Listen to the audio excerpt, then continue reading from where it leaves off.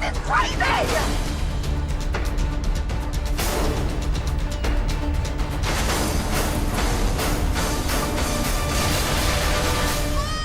Hey, buddy. Cars don't fly. Hey, cars don't fly.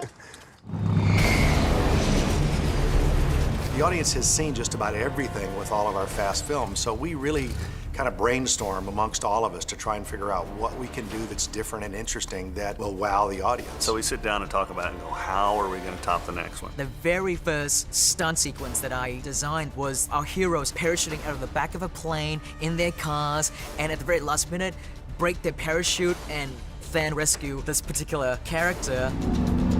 The sequence is so fun. Because it's a team effort, you've got the Roman character and the Tez character there to bring that humor into this. Tez! What are you doing? Wow! Wow!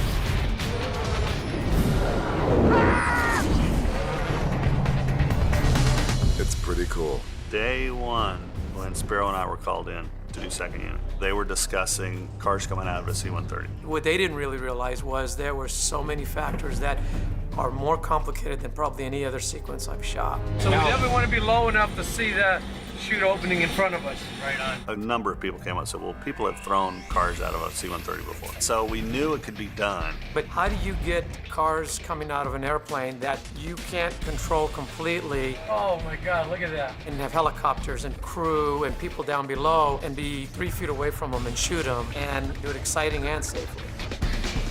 And so that was the R&D part of it, trying to figure out how to get all these cars out of the C-130 together with guys in the air with it and make them drop flat.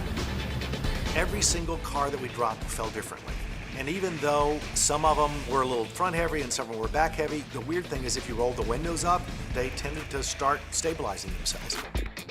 Because when we first sent the cars out with no drogue chute, they're free falling at 175. And so the skydivers could never catch them. They had to be a part of the car when it went out. So he said, you guys grab onto the cars. Just run out with them and grab onto it so that its first initial drop, when it's gaining its terminal velocity, you're with it. And that was the key element that made it all work.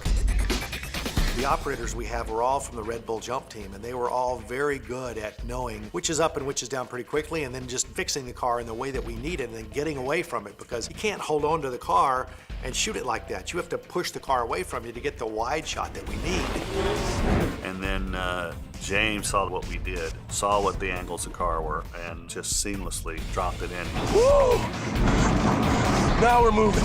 I worked with my really incredible second unit director with Spiro to tie it all together and try and make it cohesive. He had these great rigs that Dan built for first unit, and they were gimbals that were 15, 20 feet off the ground. So he had Dom's car in the air, and it could tilt way down like this and move around and turn.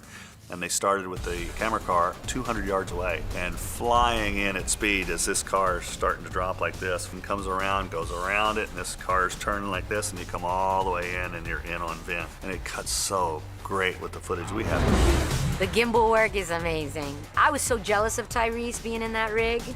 Let's make a movie, people. It's just like riding in a roller coaster backwards. I mean, who wants to do that?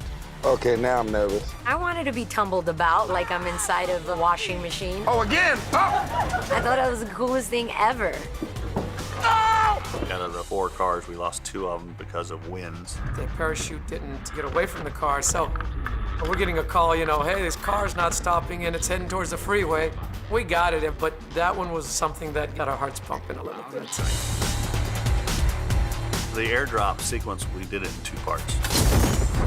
After these cars come out of the airplane, they land on top of a mountain with one road. Letty's gonna lead, followed by Ted. As they glide down, they're never gonna hit the ground. They just come to a stop and we pull them back to number 1. The big issue was they had to be real cars. We want the cars running in the air, and when they pull the release, this thing's gonna drop 10 or 12 feet out of the air, hit the ground, and take off and spin the tires.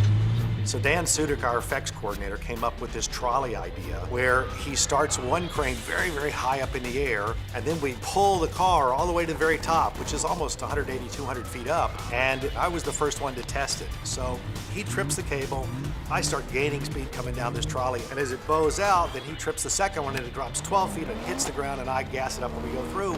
And I thought, my God, this actually worked. He designed the slide for life for 4 of our hero cars, and huge cranes that we had to put in at Pikes Peak and slide these cars down, and then we'd release them, bounces one time, and they'd hit the road and go. By building a rig like this and doing it this way, it's just such a cool look on film. It's something you just don't ever see. I mean, a parachuting car and then releasing and dropping and then starting chasing. And then we had 4 of them doing it. I said very early on that this sequence will end up being a great trailer moment, and sure enough, it's in the first trailer. Hell yeah! Yeah, great, fantastic, awesome.